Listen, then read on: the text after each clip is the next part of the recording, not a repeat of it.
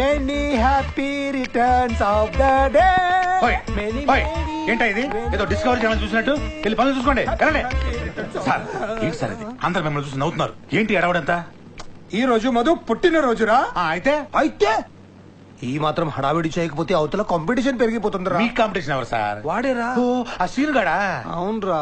సరే మీరు అమ్మాయి విషయం చెప్పాలి కదా, ఎలా చెప్తారు చూపించండి. చాలా ప్రాక్టీస్ చేశాను, ఫైనల్ గా ఒకటి ఫిక్స్ అయ్యాను. చూపించండి. Happy birthday to you. ఇలా అందరూ చెప్పగలరు, అలా కాదు వెరైటీగా ఉండాలి. బర్త్డే కదా సాంగ్ టైప్ లో వెళ్దాం. ఇప్పుడు మధు గారు కేక్ కట్ చేయగానే నేను లైట్లు వేస్తాను, అందరూ షాక్ అవుతారు. మళ్ళీ నేను లైట్లు వేస్తాను, వెంటనే మీరు పాట అనుకోవాలి. ఇది శాంపుల్ గా పాట వేసుకోవాలి.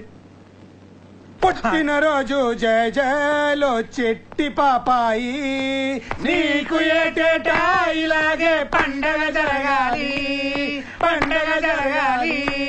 అప్పుడే ఏమైంది? సిచ్యుయేషన్ సాంగేగా. ఒక కన్న తల్లి కన్న కూతుర్ని ఆశీర్వదిస్తున్నట్టుంది. Okay cool down.